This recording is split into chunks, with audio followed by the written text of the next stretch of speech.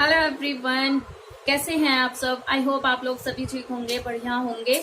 तो आज मैं आपके सामने कोई ब्लॉग लेके नहीं आई हूँ। आज मैं आपके सामने एक यूजफुल वीडियो लेकर आई हूँ। मेरे ख्याल से आप लोगों को काफी अच्छी लगेगी ये वीडियो। पर अगर अच्छी लगे तो please like share and subscribe जरूर करिएगा। पसंद आए तभी आप करिएगा। मैं तो आपसे इतना ही कहना चाहूंगी, क्योंकि बिना पसंद आई चीजों को जबरदस्ती करना अच्छा नहीं है। आज मैं आपके सामने मैं अपने बजट से रिलेटेड वीडियो लेके आई हूँ कि मैं कैसे ऑर्गेनाइज करती हूँ एक फिक्स अमाउंट के साथ। मैं कैसे मैनेज करती हूँ अपने घर को, एक एक रुपया को मैं कैसे मैनेज करती हूँ, कैसे उसको इतने अच्छे तरीके से लगाती हूँ कि मेरा सब कुछ मैनेज हो जाता है। यहाँ पे मैं आप लोगों से कहना चाहूंगी कि आई थिंक बहुत से ऐसे लोग होंगे जो डेली का हर चीज खर्च करते होंगे, डेली का सामान लेके आते होंगे, और उनका जो कहते हैं ना मुट्ठी में जो पैसा आता है वो कैसे धीरे धीरे निकल जाता है, पता नहीं चलता। तो बस उसी को कि मुट्ठी भर पैसा रहे और निकले तो फिर भी आपके लिए थोड़े बहुत बच जाएं। बस एक एक रुपए को हम कैसे बढ़िया तरीके से यूज करेंगे, तो मैं बस आपको वही बताने आई हूँ कि मैं कैसे यूज करती हूँ। और मेरा जो तरीका है शायद आप लोगों को भी लिए भी बहुत यूजफुल रहे। मैं तो यही करती हूँ। ये जो वीडियो का लाने का मतलब मेरा बस इतना सही है कि मैंने बस इतनी सी कोशिश की है कि आप लोगों को थोड़ा सा बजट जैसे मैं मैनेज करने की कोशिश करती हूँ वैसा मैं आप लोगों को भी समझा पाऊँ। मेरा भी कोई खास इतना बजट मैनेज नहीं होता, बट जो मैंने फिक्स अमाउंट रख रखा है और मैं उसको बढ़ने नहीं देती, घटाने की पूरी कोशिश करती हूँ, बढ़ने नहीं देती। बस उसी चीज को बस मैंने इधर कोशिश की है आपको समझाने की। तो चलिए देखते हैं कैसे मैंने बजट बनाया है आपके और कैसे कैसे क्या मैंने सेट किया है, कितना किस में मैंने खर्च किया है और आपको क्या क्या करना है। यहाँ मैं एक चीज क्लियर कर देती हूँ, मैं हूँ वेजिटेरियन, तो सिर्फ मेरे घर में सिर्फ साग सब्जी ही आती है और इससे एक्स्ट्रा कुछ नहीं आता है। नॉनवेज वगैरह हमारे घर में आता नहीं है, तो उसके लिए तो मैंने कोई बजट रखा नहीं है।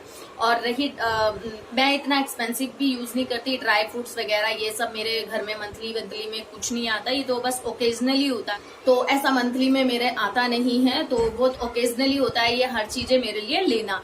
तो चलिए फिर स्टार्ट करते हैं। कैसे आपको मैं दिखाती हूँ कैसे मैंने अपनी मेहनत, अपने हस्बैंड की मेहनत की कमाई का एक एक रुपये को मैंने कैसे मैनेज किया है और कैसे उनको वसूला है। तो चलिए आगे की वीडियो स्टार्ट करते हैं। तो यहाँ मैंने एक अपना बजट बनाया है। इसमें मैं आपको बता दूं कि ये मैंने सिंपल सोबर सा बजट बनाया। मैंने पूरी राशन की लिस्ट इसमें ऐड नहीं की है, क्योंकि सभी को पता है जिसके भी घर में जो भी खाया जाता है, दाल चीनी आटा चावल ये सब ही लेते हैं, तो वो ही सब चीज का है। तो मेरा ये जो बजट है, एक्चुअली जो टोटल अमाउंट है वो 20,000 रुपीज है। आप देख सकते हैं यहाँ पे दिख रहा होगा आई थिंक। तो 20,000 रुपीज है, जिसमें मैं ये जो है अपना तो बता रही हूँ, पर मैं आप लोगों को ये बता रही हूँ कि अगर आपके पास जितना भी अमाउंट है आप उसको किस तरीके से डिवाइड करें जिससे आपका जो पैसा है वो बहुत अच्छी तरीके से हर चीज में यूज हो जाए। तो जैसे कि मैंने यहाँ पे 20,000 लिया है, तो उसमें एक्चुअली जो पहला सबसे बड़ा काम होता है मेरे ख्याल से हर किसी का, वो होता है रेंट। क्योंकि जो भी अगर रेंट पे रहते हैं उनके लिए सबसे बड़ी जो आफत वाली बात होती है वो रेंट की ही होती है, क्योंकि महीना जाता नहीं है, दूसरा महीना तैयार हो जाता है। तो सबसे पहले सैलरी आते ही हमें सिर्फ रेंट दिखाई देता है, जो कि फर्स्ट पे हमने इसको रखा है। तो ये फर्स्ट पे रेंट रखा है। मान लो किसी का इससे कम भी हो सकता है, 5,000 हो सकता है, 6,000 होता है, इससे ज्यादा भी हो सकता है, वो सबकी अपनी अपनी कैपेसिटी के अनुसार होता है। मेरा जो ये रेंट है ये प्लस बिल है इसके अंदर, ठीक है, इसमें प्लस बिल करके है मेरा, तो वो 8,000 के करीब आता है। तो मैंने इसीलिए से इकट्ठा लिख दिया है कि इसमें मुश्किल से मुझे 100 रुपए 150 रुपए ऊपर कभी कभार पड़ भी जाता है, कभी कभी नहीं भी पड़ता। तो मैंने एक राउंड फिगर लिया है 8,000 रुपीज, ठीक है। तो रेंट है तो मैंने ये कर दिया। और जो राशन है, राशन हर महीने आता है, सभी के घर में हर महीने। बहुत से ऐसी हैं घर में जिसमें 3-3 4-4 महीने का इकट्ठा आ जाता है, पर नॉर्मली घर में मेरे ख्याल से 90% घरों में, तो 90 नहीं कहेंगे तो आई थिंक 60% घरों में तो मंथली आता है, जो कि जिसमें कि मैं भी हूँ। मैं मंथली जो हमारा राशन आता है मैं 3,000 रुपीज का करती हूँ। मिनिमम इतने का ही अंदर मैं अपना मतलब बनाती हूँ। इसके अंदर मेरा होता है वही दाल, चीनी, आटा, चावल और दालें होती हैं। मतलब मैं 3 दाल मुश्किल से आती है हमारे में। तो जैसे अरहर हो गई वो 1 kg हो जाता है, चीनी हो गई वो 5 kg हो जाता है, आटा 20 kg हो जाता है। मतलब इस तरीके से जिसकी घर में जिसकी कैपेसिटी है उतना।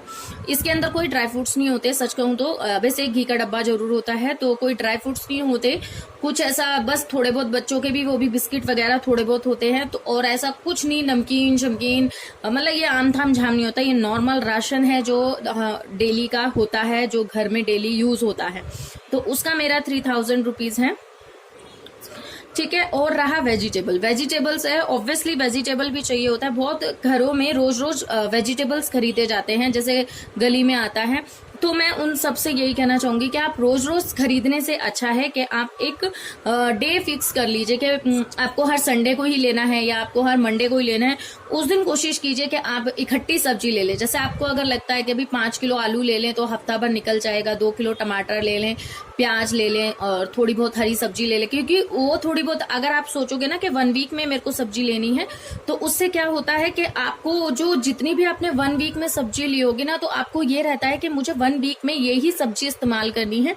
उसके साथ साथ आपको दालों का, राजमा, छोले, ये सब भी यूज होना लग जाता है। क्योंकि जैसे मेरे घर में वीकली आती है तो मुझे पता रहता है कि सूखी जो सब्जियां होती है वो मैं मॉर्निंग में बनाती हूँ, जो रसेदार सब्जियां होती है वो मैं इवनिंग में मोस्टली बनाती हूँ।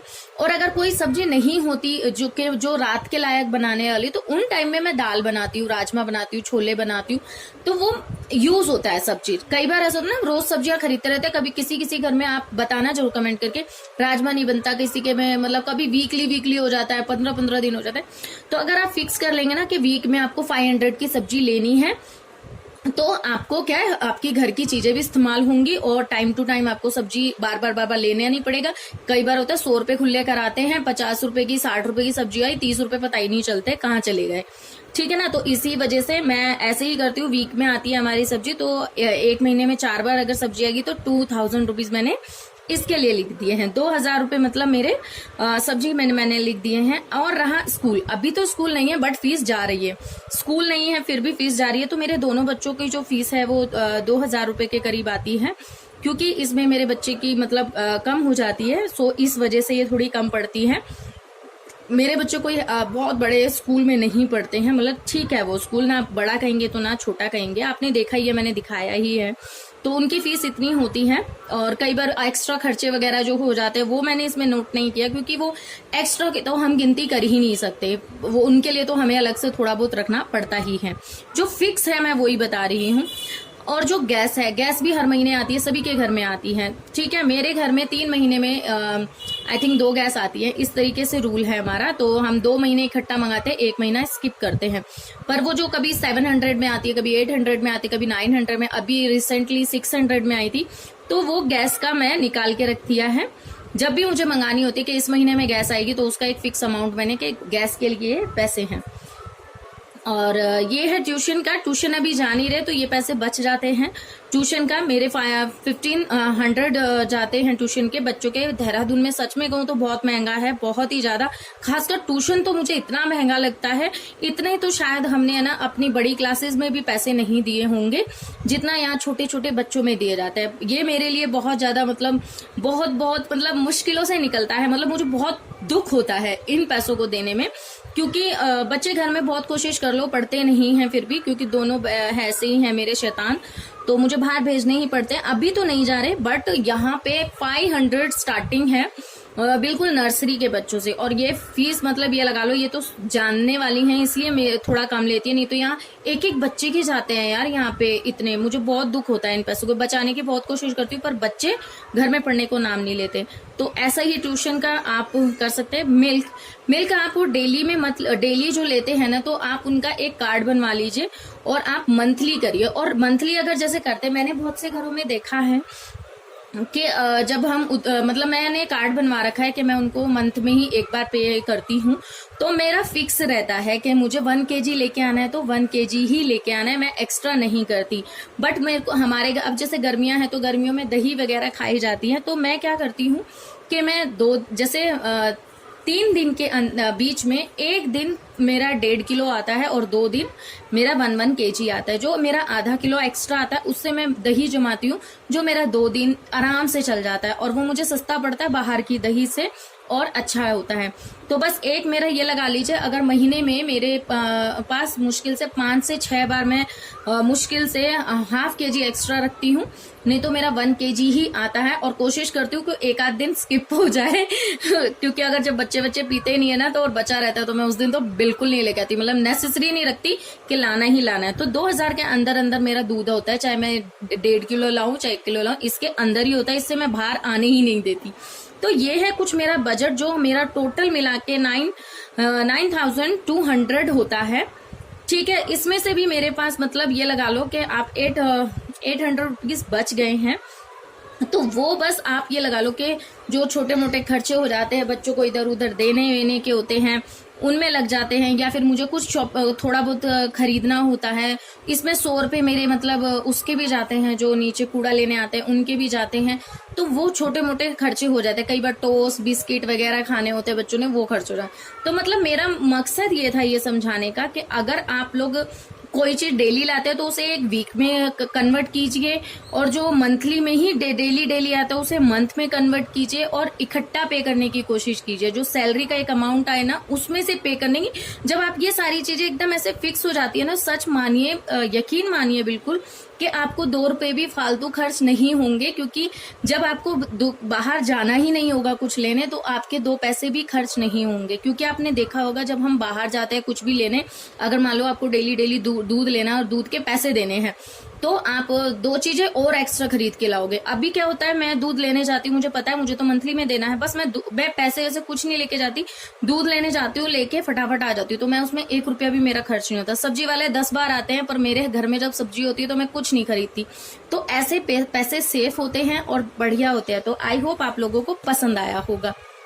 तो आई होप आप लोगों को ये वीडियो पसंद आई होगी। अगर पसंद आई हो तो please like share and subscribe कीजिएगा। और जिसको भी ये बजट पसंद आया हो, जो भी इस बजट से थोड़ा सा रिलेट करता हो, तो प्लीज कमेंट करके लिखना।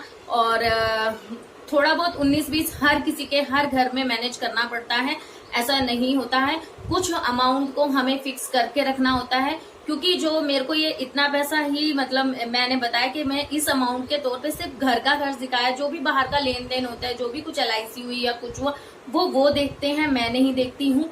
तो बस मैं देखती हूँ ये अपने घर का अराउंड का, तो मैं वो ही खर्चा मैंने आप लोगों को दिखाया है। बट आप लोगों के लिए मैं एक टिप यही देना चाहूंगी, अगर आपके घर में पूरी सैलरी आपको मिलती है तो एक फिक्स अमाउंट आप एक साइड में निकालिए, जहाँ पे आपको अपनी RDs या फिर लाइफ इंश्योरेंस होते हैं बहुत सारे, या फिर कहीं भी सेविंग्स अकाउंट में या उनमें डालते हैं, तो उनके लिए एक फिक्स अमाउंट निकाल के ही आप इस तरीके से बजट को डिजाइन करेंगे तो ज्यादा आपके लिए बेनिफिट रहेगा। तो बस इतना ही कहना चाहूंगी। तो चलिए इस वीडियो का करती हूँ यहीं पे एंड, फिर मिलती हूँ आपसे नेक्स्ट वीडियो में। तब के लिए bye bye and take care.